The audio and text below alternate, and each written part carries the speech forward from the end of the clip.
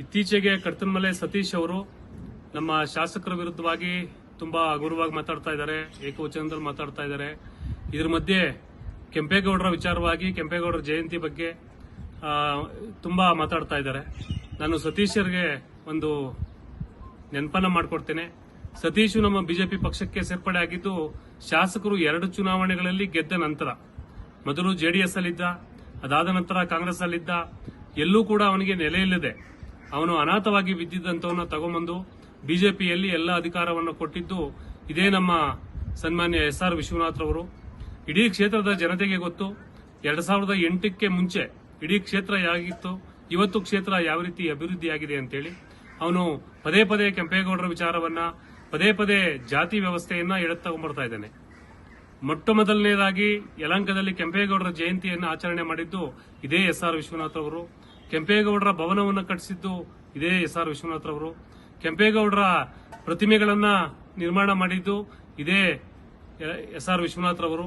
ಇಡೀ ಯಲಹಂಕ ಕ್ಷೇತ್ರದ ಎಲ್ಲಾ ಕಡೆ, ಇಡೀ ಒಕ್ಕಲಿಗ ಸಮುದಾಯದ ಎಲ್ಲಾ ಮುಖಂಡರಿಗೂ ಕೂಡ ಎಲ್ಲಾ ಅಧಿಕಾರಗಳನ್ನ, ಎಲ್ಲಾ ಸವಲತ್ತುಗಳನ್ನ ಕೊಟ್ಟಿದ್ದು ಇದೇ SR ವಿಶ್ವನಾಥ್ ರವರು.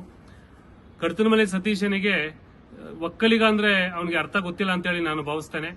ಒಕ್ಕಲಿಗ ಅಂತಂದ್ರೆ ಯಾರು ಒಕ್ಕಲತನವನ್ನ, ವ್ಯವಸಾಯವನ್ನ ಯಾರು ಅವಲಂಬಿಸಿಕೊಂಡಿದ್ರು ಅವರು ಒಕ್ಕಲಿಗರು ಅಂತೇಳಿ ನಾನು ಅರ್ಥ ಮಾಡ್ಕೊಂಡಿದ್ದೇನೆ. ಅವನು ಮೊದಲು ಇತಿಹಾಸವನ್ನ ಓದ್ಕೊಳ್ಳಿ. ಯಲಹಂಕದಲ್ಲಿ ಯಾವತ್ತೂ ಕೂಡ ಜಾತಿ ವ್ಯವಸ್ಥೆ ಇಲ್ಲ. SR ವಿಶ್ವನಾಥ್ ರವರು ಎಲ್ಲಾ ಜನಾಂಗದ ಪ್ರಶ್ನಾತೀತ ನಾಯಕರವರು. ಅವರು ಮೊದಲನೇದಾಗಿ ಇಲ್ಲಿ ಶಾಸಕರಾದ ಮೇಲೆ ಯಾವತ್ತೂ ಕೂಡ ಅವರು ದಲಿತರನ್ನ ಎತ್ಕಟ್ಟಂತ ಕೆಲಸ ಆಗ್ಲಿ, ಬೇರೆ ಬೇರೆ ಜಾತಿಗಳನ್ನ ಎತ್ಕಟ್ಟಂತ ಕೆಲಸ ಆಗ್ಲಿ ಯಾವತ್ತೂ ಕೂಡ ಮಾಡಿಲ್ಲ. ಅವರು ಎಲ್ಲಾ ಜನಾಂಗಗಳ ಆದರ್ಶ ಪುರುಷರ ಜಯಂತಿಗಳನ್ನ ಮಾಡ್ತಾರೆ. ಎಲ್ಲಾ ಜನಾಂಗದ ಆದರ್ಶ ಪುರುಷರ ಹೆಸರಿನಲ್ಲಿ ಯಲಹಂಕದಲ್ಲಿ ಉದ್ಯಾನವನಗಳನ್ನ ನಿರ್ಮಾಣ ಮಾಡಿದ್ದಾರೆ. ಎಲ್ಲಾ ಜನಾಂಗಗಳ ಮಠ ಮಂದಿರಗಳಿಗೆ ಜಾಗಗಳನ್ನ ಕೊಟ್ಟಿದ್ದಾರೆ. ಇತ್ತೀಚೆಗಷ್ಟೇ ಸಿಂಗನಾಯಕನಹಳ್ಳಿಯಲ್ಲಿ ನಮ್ಮ ಆದಿಚುಂಚನಗಿರಿ ಮಠಕ್ಕೆ ಜಾಗವನ್ನು ಕೊಟ್ಟರು. ಇಟ್ಕಲ್ಪುರದಲ್ಲಿ ಆದಿಚುಂಚನಗಿರಿ ಮಠಕ್ಕೆ ಜಾಗವನ್ನು ಕೊಟ್ಟರು. ರಾವುತ್ನಹಳ್ಳಿಯಲ್ಲಿ ಹಿಂದುಳಿದ ವರ್ಗಗಳ ಸುಮಾರು 20ಕ್ಕೂ ಹೆಚ್ಚು ಹಿಂದುಳಿದ ವರ್ಗಗಳ ಸಮುದಾಯಗಳ ಮಠಗಳಿಗೆ ಅವರು ಜಾಗವನ್ನು ಕೊಟ್ಟರು. ಇಷ್ಟೆಲ್ಲ ಕೊಟ್ಟು ಯಲಹಂಕವನ್ನ ಅತ್ಯುತ್ತಮವಾಗಿ ಅಭಿವೃದ್ಧಿ ಮಾಡ್ತಾ ಇರೋಂತ ನಮ್ಮ ಶಾಸಕರ ಬಗ್ಗೆ ಹಗುರವಾಗಿ ಮತ್ತೆ ಏಕವಚನದಲ್ಲಿ ಸತೀಶ್ ಅವರು ಮಾತಾಡ್ತಾ ಇದ್ದಾರೆ.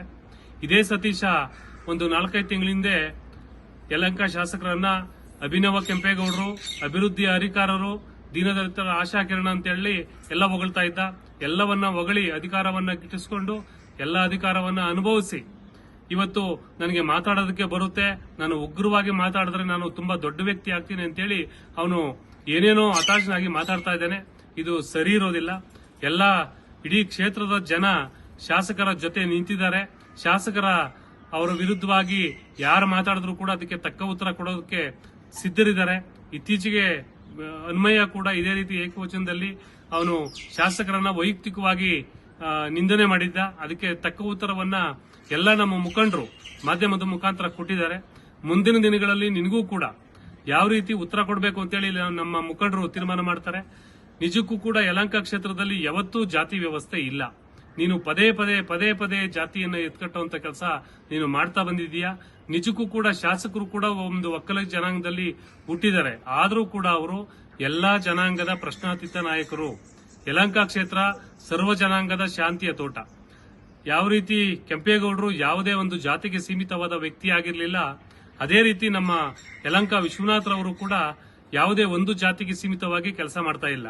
ಪ್ರತಿ ಗ್ರಾಮದಲ್ಲೂ ಕೂಡ ಎಲ್ಲ ಮೂಲಭೂತ ಸೌಕರ್ಯಗಳನ್ನು ಕೊಟ್ಟು, ಎಲ್ಲಾ ರಸ್ತೆ ಇರ್ಬೋದು, ಕುಡಿಯೋ ನೀರು ಇರ್ಬೋದು, ಎಲ್ಲಾ ವ್ಯವಸ್ಥೆಗಳನ್ನು ಕಲ್ಪಿಸಿಕೊಟ್ಟಿರುವಂತದ್ದು ಇದೇ SR ವಿಶ್ವನಾಥ್ ರವರು. ಇವನೊಮ್ಮೆ ಪಕ್ಕದ ಬ್ಯಾಟರಾಯಪುರ ಕ್ಷೇತ್ರಕ್ಕೆ ಹೋಗಿ ಗಮನಿಸಲಿ, ಆ ಕ್ಷೇತ್ರ ಯಾವ ರೀತಿ ಇದೆ, ಪಕ್ಕದ ದೇವನಹಳ್ಳಿ ಕ್ಷೇತ್ರ ಯಾವ ರೀತಿ ಇದೆ, ನೆಲಮಂಗಲ ಯಾವ ರೀತಿ ಇದೆ ಅಂತ. ಅಷ್ಟೆಲ್ಲ ಅಭಿವೃದ್ಧಿ ಮಾಡಿರುವಂತ ಶಾಸಕರ ಬಗ್ಗೆ ಇವನು ಹೀನಾಯವಾಗಿ ಮಾತಾಡ್ತಾ ಇದ್ದಾನೆ. ಇದು ನಿಜಕ್ಕೂ ಕೂಡ ಸರಿ ಇಲ್ಲ.